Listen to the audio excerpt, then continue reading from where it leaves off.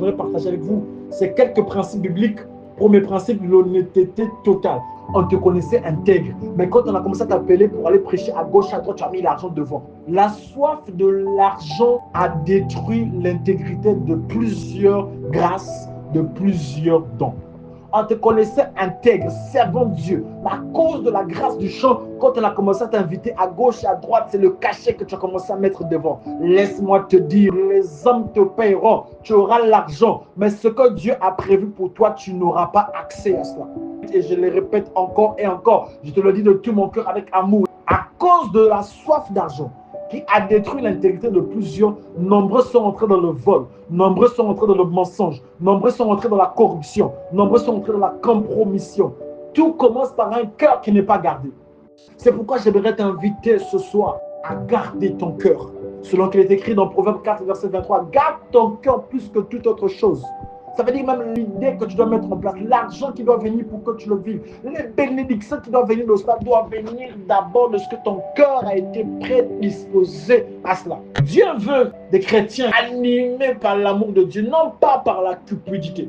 Mais il veut des chrétiens honnêtes. Je le répète pour toi qui m'écoutes, Proverbe chapitre 16, verset 11 dit, premier principe, l'honnêteté totale. On doit être dans pas de mensonge, pas de manipulation, pas de tromperie devant les hommes. Deuxième principe, c'est la transparence. Sois transparent. Et parce que tu es transparent avec les hommes, si la transparence se paye, je crois que le Dieu de transparence payera aussi pour toi. Dieu est tellement transparent qu'il dit, je vous enverrai le Saint-Esprit qui vous conduira dans toute la vérité. Pourquoi? Parce qu'il veut qu'à chaque étape que tu sois informé de ce qui se passe. Troisième principe, c'est la justice et l'équité. J'ai beaucoup parlé de justice, mais ici, ce que j'aimerais souligner, ici, ce que j'aimerais dire, c'est une personne qui n'exploite pas les faibles. Le quatrième principe, c'est Colossiens chapitre 3, le verset 23. Qu'est-ce nous dit ce texte? Ce texte nous parle de faire toutes choses avec un bon cœur, comme le Seigneur, avec amour du prochain. La soif d'argent a détruit l'intégrité de plusieurs. Tu veux faire du commerce? Fais-le avec un bon cœur. Tu veux te lancer dans l'entrepreneuriat? Fais-le avec un bon cœur. Tu veux donner de l'emploi à quelqu'un? Fais-le avec un bon cœur. Cinquième principe, la générosité. Je décrète et je déclare que parce que tu arroses des vies, que Dieu arrose ta vie.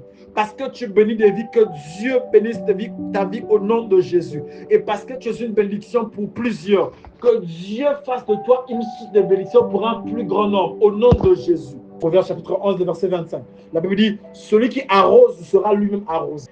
Celui qui arrose sera lui-même arrosé. Proverbe chapitre 22, le verset 29. Que nous dit la Bible? La Bible nous dit que l'excellence ouvre les portes et élève les personnes. L'excellence ouvre les portes et élève des personnes. La fidélité et la ponctualité, ce n'est pas qu'envers Dieu, c'est aussi envers les hommes. En faisant quoi? Respecte les engagements que tu as pris avec les hommes. Respecte les délais. Parce qu'un délai non respecté est un problème que tu causes à ton partenaire. On a commencé à t'appeler pour aller prêcher à gauche, à droite, tu as mis l'argent devant. Et je le répète encore et encore, je te le dis de tout mon cœur avec amour. La soif de l'argent a détruit l'intégrité de plusieurs grâces, de plusieurs dons. Tout commence par un cœur qui n'est pas gardé. C'est pourquoi j'aimerais t'inviter ce soir, animé par l'amour de Dieu, non pas par la cupidité.